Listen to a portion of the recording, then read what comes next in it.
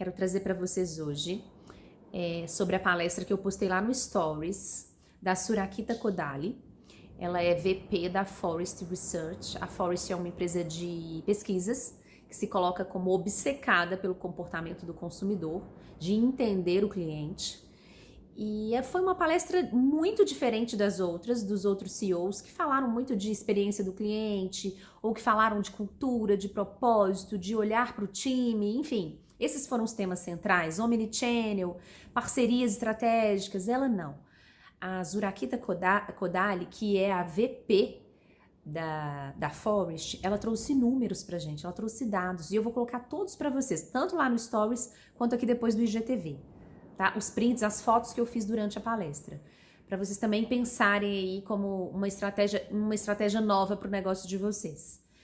E o título da palestra dela foi Alimento para o Pensamento e como coexistir com os 4 titãs da tecnologia. Quem são os 4 titãs da tecnologia, gente? Amazon, Face, Google e Apple.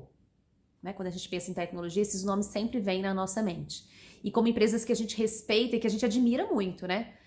Mas o que ela traz pra gente é o seguinte, ela nos mostra que essas empresas têm crescido em 4 dígitos, vocês vão ver lá no gráfico, enquanto o varejo cresce em 2 quando cresce, se não cai. Assim, o que o varejo está fazendo de errado? Que eles crescem, os titãs da tecnologia crescem, e a gente está investindo neles, acreditando que ali está a resposta, mas a gente não cresce. Então, quando ela começa a questionar e a mostrar números, a gente vê abertamente, no primeiro slide que eu vou colocar para vocês aqui, que a chance da gente rejeitar, da gente evitar os anúncios online, ela é muito maior do que a mídia tradicional. A gente evita mais essa mídia e é onde a gente mais está investindo. Eu, quando entro nos clientes, eu percebo assim claramente a sensação de que, não, eu vou investir agora no Google e acha que a resposta para tudo está ali.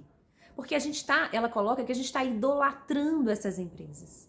E o que a gente não está fazendo é gestão do nosso negócio, gestão da nossa marca, gestão do nosso cliente. Quando a gente só trabalha com essas empresas, com marketplace, quando a gente coloca na mão do outro o poder de conhecer o nosso cliente, de ter os dados do nosso cliente, de ter acesso ao nosso cliente, a gente está perdendo o tempo todo. Então nós estamos idolatrando eles que têm crescido, mas a gente mesmo não vê o resultado. Eu achei ela ousada, inclusive, na colocação dela, de desafiar esses grandes, e ela mostra através de números isso. E ela mostra também, gente, que dentro dessa má gestão nossa em relação às marcas, aos nossos negócios, a gente tem o Amazon gastando, por exemplo, 20 e tantos bilhões por ano de return, né, que é o que eles pagam para o cliente quando tem retorno, devolução pelo site, sendo que isso não é o que o cliente mais valoriza. Então, muitas vezes a gente está oferecendo para o cliente o que ele nem quer. Por quê? Por desconhecimento da necessidade do cliente. E por último, ela fala do desconhecimento da lei também, da lei dentro do mercado online, porque dentro do segmento físico é muito claro pra gente, mas no online tudo é muito novo, tem coisas que ainda são desconhecidas.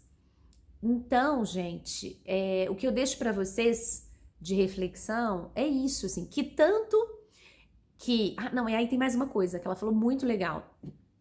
A gente deve sim idolatrar essas empresas, mas não achando que eles têm a solução pro que você quer pro seu negócio, porque a resposta em números está mostrando que você não vai crescer como eles crescem. É como os bancos no Brasil, né? A gente tenta permanecer para não cair, mas os bancos têm crescimentos realmente em 2, 3 dígitos por ano. Então, o que a gente precisa idolatrar nessas empresas são a cultura que elas têm com o funcionário, a forma de contratação, a forma como eles inovam em produtos. A Apple, quando começou, ela tinha 80% da receita dela em PCs.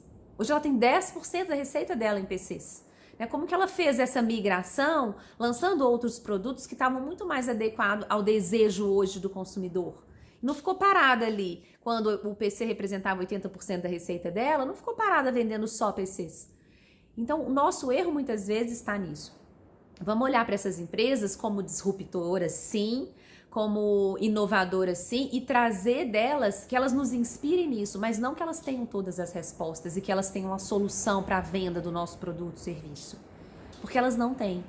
É como se elas estivessem usando da nossa falta de conhecimento, porque as pesquisas mostram que o consumidor quer não é o que a gente tem feito de anúncio online. Muitas vezes até os anúncios tradicionais são mais eficazes, porque a chance de rejeição deles é muito menor numa mídia impressa, num outdoor.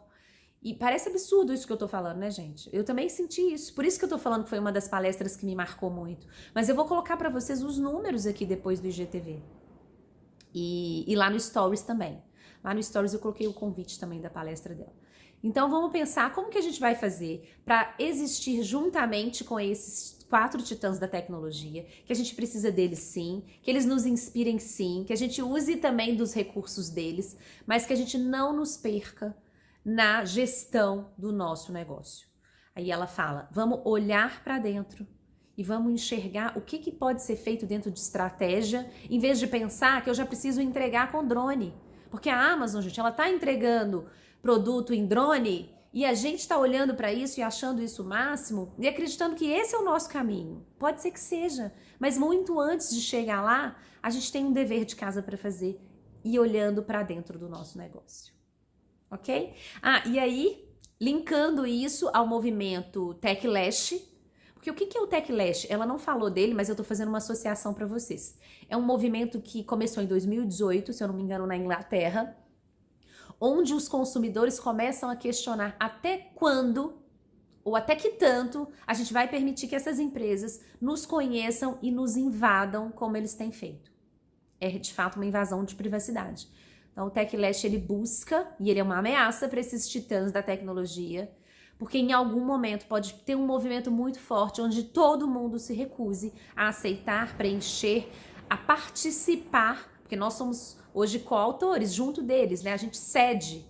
Em que momento a gente pode parar de ceder tudo da nossa vida?